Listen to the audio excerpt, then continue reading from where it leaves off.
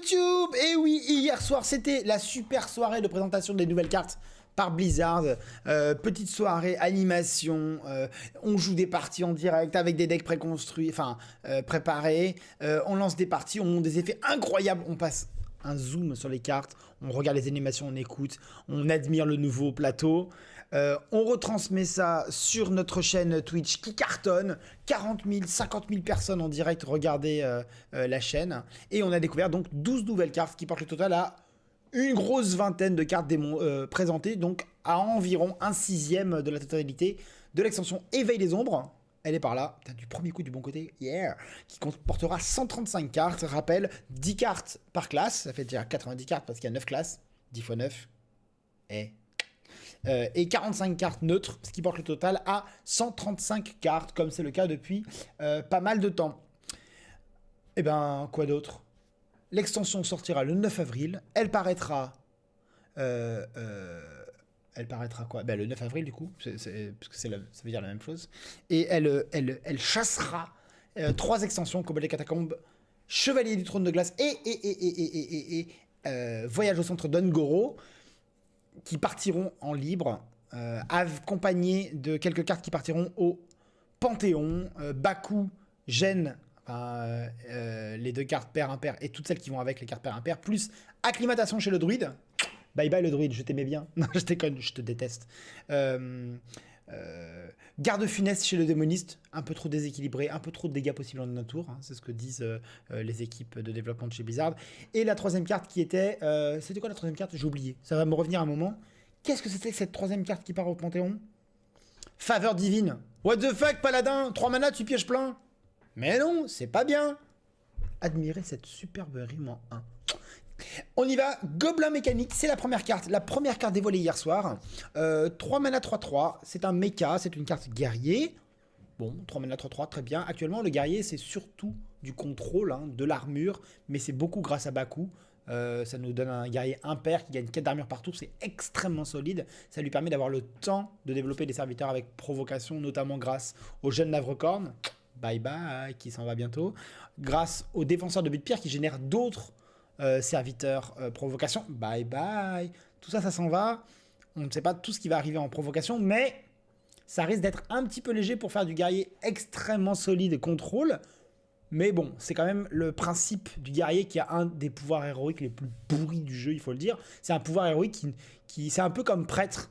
Mais prêtre, il a le clair de comté du Nord qui va vraiment en combo avec. Mais à part ça, le guerrier, il se protège, quoi. Il se protège. Dans l'idée, c'est une classe défensive. Et le Gobelin mécanique, lui, 3-3 pour 3, il met une bombe dans le deck adverse. Il y a déjà eu par le passé des cartes qui faisaient ça.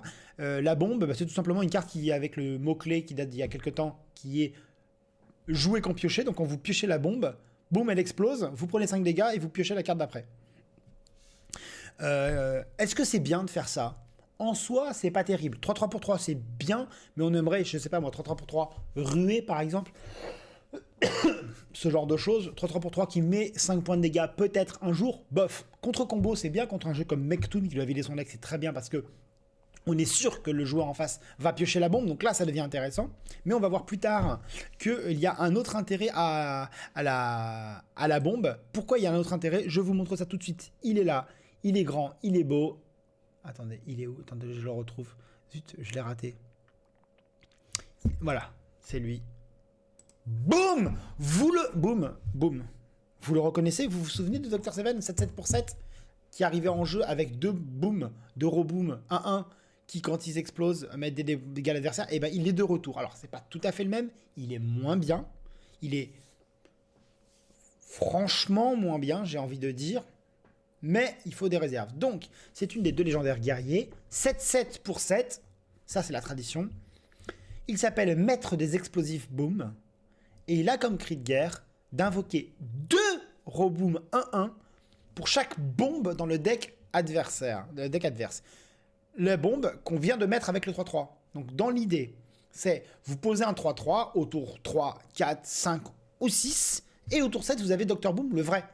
La différence avec l'ancien, c'est que l'ancien, tout le monde le mettait. C'était une carte neutre et tout le monde le mettait dans son deck parce que c'était simplement trop fort. Donc tout le monde le jouait. Là non, il n'y a que guerrier qui peut jouer. D'accord? Et s'il le joue, ce qui est ce qui me semble jouable. Ça met des bombes dans le deck adverse. On va voir s'il y a d'autres cartes qui mettent des bombes. Il y en a déjà encore une autre qui est 5-5 pour 5. Donc si ça se passe, on peut avoir une 5-5 pour 5 qui met une bombe et une 3-3 pour 3 qui met une bombe. Et en soi, ce Dr Boom là, je trouve qu'il est 7-7 pour 7, c'est bien, point, voilà. Mais 7-7 pour 7 avec 2 bombes, on l'a vu par le passé, c'est démentiel. Et là, un 7-7 pour 7 avec 2 bombes, qui peut en mettre 4, on va pas trop rêver le cas où il met 6 bombes, mais ça se peut, d'accord? Qui met 4 bombes, c'est très puissant. Donc, est-ce que, en imaginant qu'en moyenne, quand on joue guerrier avec maître des explosifs boom, et l'autre qui est un mecha, le 3-3, donc il peut être révélé sur le pouvoir héroïque du Dr Boom drone de livraison. Quand on a le pouvoir qui révèle un mecha, qui découvre un mecha, on peut le choper et donc le poser des bombes. Donc est-ce que si en moyenne ce 7-7 pour 7 en guerrier dans ce jeu-là, boom, un guerrier boom on va l'appeler, met 2 bombes, ça veut dire que cette carte elle est en moyenne aussi forte que Dr Boom. Alors certaines fois moins, mais certaines fois plus. Est-ce que ça va suffire? Je ne sais pas. En tout cas, le dessin est beau, la carte est bien écrite, enfin bien, je sais pas, bien créée. J'aime pas trop le terme designé, mais bien créée, je trouve, harmonieuse. À savoir, est-ce qu'elle sera très forte ou pas très forte? Je ne sais pas. On continue avec une carte neutre qui est tout petit, qui est 1-1, qui coûte 2. Cri de guerre, ajoute un laquais dans votre main. Qu'est-ce que c'est un laquais? Je vous rappelle, ce sont les 5 petits gars. Les 5 petits gars qui... Attendez, je vais vous les remontrer un petit coup. Ils sont là. Ce sont des 1-1 pour 1. D'accord, qui auront plusieurs moyens d'apparaître dans la prochaine extension. Donc vous avez un 1-1 pour 1 qui transforme un serviteur allié en un serviteur qui coûte 1 de plus. C'est le 1-1 pour 1 Evolve, quoi, évolution si vous voulez. Le 1-1 pour 1 qui met 2 points de dégâts en cri de guerre, très correct. Le 1-1 pour 1 qui donne plus 1 d'attaque et ruée à un serviteur allié, bon. Un copain à moi aime beaucoup, moi je suis moyennement fan. Le 1-1 pour 1 qui invoque un serviteur qui coûte 2, ça c'est pas mal. Et le 1-1 qui pour moi est vraiment le meilleur de loin. 1-1 pour 1 qui découvre un sort. Ça, c'est clairement une carte très puissante. Voilà les 5 laquais, donc ils sont de moyen bien à très correct, disons, qui pourront apparaître aléatoirement avec le rat câbleur du mal. Le rat câbleur du mal, donc il est 1-1 pour 2, c'est tout petit, c'est une bête. Bon, il n'y aura plus Rexar, le héros, mais c'est une bête. Et quand il arrive, il vous donne un laquais au hasard en main. Ce qui veut dire que grosso modo, vous avez pour 3 manas, 2-2 en stats et un pouvoir de laquais, ce qui me paraît quand même globalement faible, même très faible. À voir, j'ai pas d'autre chose à dire. Il faudra tester les laquais pour savoir si on peut s'en sortir, si ça peut être intéressant ou pas, mais honnêtement je doute. On continue avec une carte qui possède une caractéristique nouvelle dans l'extension, à savoir les cartes qui s'améliorent chaque tour. C'est un petit peu comme les cartes qui s'amélioraient quand on faisait quelque chose comme l'émeraude de sort, le diamant de sort, etc. Qui, quand on faisait quelque chose, devenait un peu plus fort, et puis encore plus fort. Là, c'est manœuvre du Dr Boom, c'est pour 4 mana, 1 point d'armure, donc ça, c'est nul. On est d'accord? Puisque actuellement, la carte de base, c'est pour 3 mana, 5 points d'armure, et on pioche une carte, maîtrise du blocage, ou déblocage, maîtrise déblocage. Là, c'est 4 mana, manœuvre du Dr Boom, 1 point d'armure pour 4, c'est très mauvais, mais ça s'améliore à chaque tour. À chaque tour que vous avez cette carte dans la main, vous gagnez 1 d'armure de plus. Je trouve que c'est mauvais pour la raison suivante. Lorsque ça fait 4 tours que vous l'avez, 5 tours, vous la piochez et vous la gardez encore 4 tours, ça fait en tout 5 tours que vous l'avez dans les mains, vous avez pour 4 mana une carte qui vous donne 5 d'armure. Et ça fait 5 tours que vous l'avez dans les mains. Donc ça fait 5 tours et c'est toujours moins bien que maîtrise du blocage. Pour compenser la carte piochée par maîtrise du blocage, déblocage, je sais toujours pas, faudrait qu'il y ait au moins 8-10 d'armure, quoi. Et 8-10 d'armure, ça veut dire que ça fait plein de temps. Alors certes, ça peut faire une carte qui va donner énormément d'armure, tard, mais est-ce que c'est vraiment utile? Oui, en combat guerrier contre guerrier, ça va donner des trucs à la fatigue. Le gars attend de folie à la fatigue et quand il tombe à 2, il fait « Ah, je gagne 20 !» Tu vois? Mais je ne sais pas. Je pense que ça va être simplement mauvais, mais il faudra voir. On continue avec... non, pas non, on l'a déjà faite. Donc, Pince Calibre. Bon, sympa. Le nom est sympa. Mais, attention, effet de ouf. C'est une arme guerrier, décidément, mais c'est la folie des guerriers, qui est 3-2 pour 4. Hop, interruption. Comment reconnaît-on la classe d'une arme? Eh oui, parce que là, on voit pas trop. Eh bien si, parce que quand vous regardez là, vous voyez le petit trait là comme ça? Il est rouge. Le petit trait autour des textes. C'est super dur à faire en miroir comme ça. Il est rouge, ça veut dire que c'est une arme guerrier, parce que guerrier c'est rouge. Si c'était bleu marine, ce serait une arme du chaman. Une couleur différente. Ok? Voilà. Donc 4 mana pour la jouer, 3-2 seulement. Ça veut dire que c'est moins bien qu'une hache de guerre embrasée, qui est simplement 3-2 pour 3. Voilà, basique, qui est déjà pas terrible. Mais il y a un pouvoir extraordinaire hein, qui est à chaque fois que vous attaquez avec, ça met une bombe dans le deck adverse. La bombe, je vous rappelle, c'est une carte qui, quand elle est piochée par l'adversaire, donc lui inflige 5. Ce qui veut dire qu'avec le Dr Boom, si vous jouez la 3-3 pour 3 et cette arme-là, tour 7, vous pouvez, avec 2 d'armes de chaque et 2 fois le gobelin mécanique, vous pouvez avoir facilement, il semble, 2 bombes dans le deck adverse. Et 2 bombes dit Dr Boom qui invoque 4 Roboom 1-1. Rappel, hein, les Roboom 1-1, ce sont des petits trucs 1-1 tout pourris, mais ils sont 1-1 déjà, c'est-à-dire qu'ils peuvent attaquer. Quand ils meurent, ils infligent entre 1 et 4 dégâts à une cible adverse, joueur ou serviteur. Donc ça peut être puissant. Ça fait quand même des cartes. Celle-là, elle est moyenne. Autant le 3-3 pour 3 mecha, il est moyen. Autant là, cette arme-là, elle est mauvaise. Mais ça met des dégâts. Sachant que, non seulement avec le Dr Boom, vous allez mettre des 1-1, mais en plus, vous mettrez quand même des booms des bombes dans le deck adverse. Et quand le mec piochera, il prendra 5. Donc il y a moyen de faire des choses. Enfin, en tout cas, le jeu va se monter. Hein. Ça a l'air assez simple. Et connaissant Blizzard, ils ont testé forcément un deck monté comme ça. Franchement. Bon. Je continue. Alors, je zappe une carte exprès. Et je vous la montre à la fin. On continue avec la Cambrioleuse des Parias. Cambrioleuse des Parias, c'est une carte que je n'aime moyen. 4-3 pour 4, c'est une carte voleur. Alors 4-3 pour 4, c'est faible. 4 pour 4 mana, on avait 3-2 le Ménestrel Elf, qui est très puissant, mais parce qu'il a un pouvoir très puissant. Là, c'est 4-3 pour 4, c'est faible, mais ça tue une marcheuse fall d'oreille, hein, pour comparer. Hein. Et ça a pour critère de découvrir un sort d'une autre classe. Alors on l'a vu hier, ça découvre 3 sorts de 3 classes différentes, pas forcément de la classe de l'adversaire. Donc c'est extrêmement aléatoire. En moyenne, ça va être pourri. Vous allez avoir 3 sorts moisis. Donc je pense que ça va être bof. C'est un pirate, bon, mais je trouve ça vraiment mauvais. Parce qu'en moyenne, un sort aléatoire dans le jeu, même le meilleur de 3 sorts aléatoires, c'est quand même pourri. Donc je ne m'attarde pas beaucoup plus que ça. Et puis les cris de guerre, il y a toujours moins de combos qu'avec d'autres cartes, puisque ce sont les rats d'agonie. Les serviteurs avec rats d'agonie, on peut les ramener directement du deck, et ils ont quand même un effet, on peut les faire tomber directement de la main vers le jeu, et ils auront leur effet de rats d'agonie. Là, le cri de guerre, il faut absolument dépenser les manas, jouer la carte pour que ça avance. On continue avec le contrat non identifié. Comme l'a annoncé... Ah, j'ai oublié de l'enregistrer cette carte. Ah, mais j'ai raté 2 cartes quand j'ai fait les enregistrements. Alors, je vais corriger ça tout de suite, je suis désolé. On verra si je fais une petite coupure ou pas. Attendez, hop. Contrat... non identifié, voilà, et soigneur itinérant.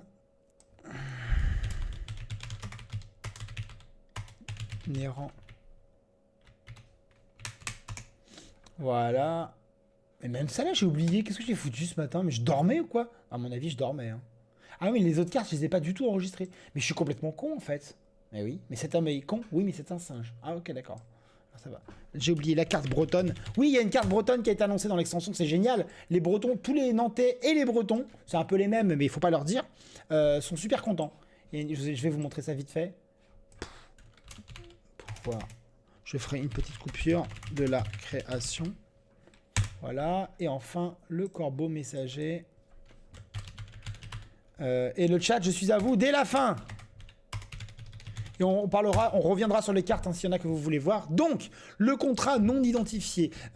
Chacune des 5 classes méchantes, alors je sais pas trop, c'est celles qui sont dans le mal, qui se sont alliées pour le mal, auront une carte ou plusieurs, je crois que c'est une seule, qui utilisera une mécanique du passé. Là, le voilà, le contrat non identifié. C'est une mécanique du passé, à savoir un effet basique. Là, pour 6 mana, c'est un sort voleur. vous détruisez un serviteur, ça c'est l'effet basique qui est moins bien que assassiner, puisque assassiner c'est pour 5 mana détruire un serviteur, mais qui a un bonus qu'on ne connaît pas au moment où on met la carte dans le deck et qu'on ne connaît qu'au moment où la carte apparaît dans notre main en la piochant ou par un autre effet. Sauf si je dis pas de bêtises, quand ça est découvert avec un parchemin des secrets, elle apparaît, il n'y a pas de bonus et elle est jouée. Bref. Donc c'est détruire un serviteur pour 6 et ça gagne un effet bonus. Alors l'effet bonus, il y en a plusieurs et ça va de moyen à très bon. Comme effet moyen, il y a invoque un assassin, 1-1, camouflage, toxicité. Bon, c'est pas mal, c'est faible, 1-1. C'est-à-dire que vous jouez la carte, vous tuez le serviteur que vous voulez et il y a un 1-1 camouflage toxicité qui apparaît. Bon. Comme deuxième effet moyen, il y a vous gagnez 2 pièces. Donc ça, pour voleur, c'est pas mal. C'est pas mal. On peut pas contrôler malheureusement les 2 pièces, mais ça vous donne 2 pièces dans la main. C'est quand même un effet sympa. Et il y a 2 autres effets qui sont vachement bien. Il y a vous tuez le serviteur et vous en récupérez une copie dans votre main. Alors ça, c'est plus quand même. Parce que généralement, si vous voulez tuer un serviteur, c'est un serviteur super sympa. Enfin, agréable. C'est pour ça que vous voulez le tuer d'ailleurs. Et vous en récupérez un. Et le dernier effet, c'est un effet de trahison. Donc vous tuez le serviteur et en plus, il frappe avec son attaque les 2 serviteurs adjacents. Ça, c'est champomis. C'est crème, cerise et petite pipe sympa. Je sais pas si je vais le laisser sur YouTube, ça. Mais bon, voilà. Donc ça a l'air intéressant. Je pense qu'en moyenne, ce sera trop faible. Vilépine s'en va, en revanche. Donc ça peut faire quelque chose comme Vilépine. Ça ressemble à Vilépine. C'est 6 mana, c'est pas 5, c'est cher. Mais ça veut dire 6 mana, tu tues plein de gens et tout. C'est quand même pas mal. Hein. Ça donne des idées aux voleurs qui a toujours du mal à gérer des serviteurs. Un serviteur, il sait faire, mais des serviteurs, c'est un peu plus compliqué. Tout de suite, voici le soigneur itinérant. Une carte de merde, une carte d'arène, 3-2 pour 4, bouclier divin, bon, bof, machin, cri de guerre, rend 3 points de vie, rien à dire.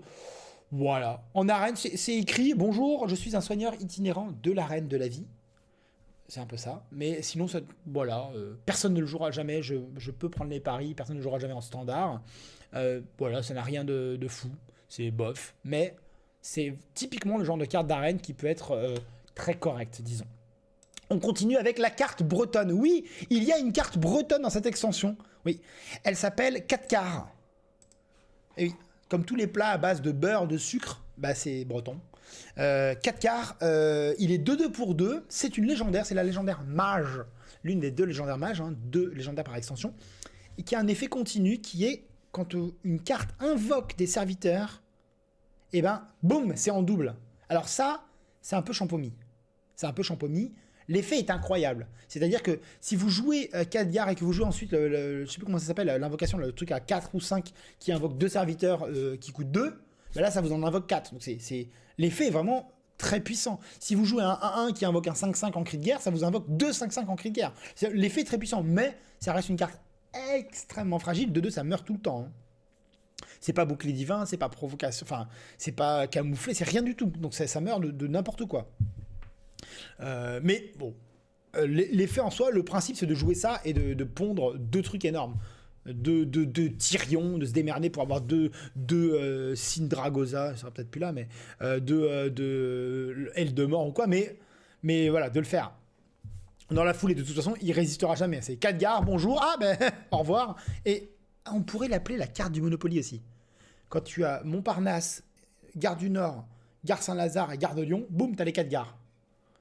Je sais pas si je vais la garder cette blague. Je sais pas. Elle est combo cette carte avec la carte Pouvoir de la Création, qui est une carte mage qui va vraiment avec, et qui a été présentée également hier soir dans la soirée de présentation. Pouvoir de la Création, 8 mana, découvre un serviteur à 6 cristaux de mana et en invoque 2 copies. Ça rappelle énormément Libérer l'Ambre du prêtre qui pour 8 mana découvre un serviteur qui coûtait 8 ou plus. Donc on avait 3 serviteurs en face, on en choisissait un et boum, il arrivait en jeu. C'était très correct, ça a été joué principalement dans un jeu prêtre invocatrice malveillante, mais en soi la carte est bonne quand on a un jeu bien contrôle, mais voilà. Celle-là, c'est un serviteur qui coûte 6 et pas 8, donc c'est quand même bien moins bien, mais mais c'est un invoque de copie. Globalement, on va dire que vous allez choisir un serviteur qui va être 5-5, 6-6, et vous en allez avoir 2. Pour 8 mana, c'est bien. C'est pas du tout, c'est étrange parce que ça paraît pas du tout être dans l'esprit du prêtre, du mage, pardon, d'invoquer des serviteurs comme ça. C'est assez étrange. Mage, ça fait pas mal d'années qu'on le voit ça en mage burn, tout dans la tête, donc là 8 mana c'est beaucoup trop cher, ou en mage contrôle. Et là en mage contrôle, peut-être. C'est un gros sort, Fureur du Dragon, tout ça. C'est un gros sort sympathique qui permet de mettre des serviteurs, mais c'est pas trop le but. Et en revanche, le but de la classe, je veux dire. En revanche, avec le 4 quarts, et ben, si vous avez les deux, vous posez pour 10 mana le 4 quarts et pouvoir de la création, et vous invoquez 4 serviteurs identiques. Et 4 serviteurs, on l'a vu hier soir dans la démonstration, si c'est un marche-soleil, ça veut dire 4 serviteurs, 4-5 provocation bouclier divin, c'est sympa. Donc, à voir. En soi, la carte n'est pas mauvaise, je pense. Elle est un peu bizarre, je trouve, dans le mage, mais ça invoque. Hein. C'est 2-6-6. 8 mana de 6-6, est-ce qu'on le jouerait? Peut-être. Ça fait une espèce de mini Alana, un petit peu. C'est pas mauvais. Je pense pas que ce soit mauvais, mais pas broken. Il faut voir. Mais avec Khadgar, effectivement, c'est pas mal. Quoique, bon, on verra. On termine cette découverte avec le Corbeau Messager. Un petit bijou de commune. 3 mana, 3-2, lui pareil, hein, c'est une bête, et je pense qu'il va faire son apparition aussi, ça a l'air tellement bien quoi, sérieusement, 3 mana, 3-2 c'est une bête, et Cri de Guerre ça découvre un serviteur mage, ça veut dire, alors on pense toujours aux serviteurs de ouf, hein, Antonidas, le Khadgar breton, on peut penser, à l'époque Sindragosa je crois qu'à part, mais dans l'idée ce sont des cartes vraiment intéressantes, alors c'est un serviteur mage vraiment, ça peut être, enfin, on va voir ce que Luna, etc. Il y a pas mal de cartes sympas. Apprenti sorcière, ça pourrait, mais découvrir un serviteur mage 3-2 pour 3 qui donne un serviteur de plus, ça fait un petit peu le Lara du orné de joyaux du chasseur. Donc c'est vraiment, je trouve, intéressant. Et c'est pas totalement aléatoire. On choisit parmi 3. Donc c'est quand même super intéressant, je trouve. En tout cas, très carte d'advantage, ça a l'air. Je sais pas, on a l'impression de voir un jeu bêtement. Limite un tempo mage. Ça fait un peu bizarre de dire ça, mais voilà. Voilà pour cette découverte des nouvelles cartes. Je vais poster la vidéo sur YouTube dans un instant. Et ce soir, une nouvelle carte découverte. Normalement, le calendrier, le lien est dans la description. Une nouvelle carte qui va être présentée à 21h, je crois.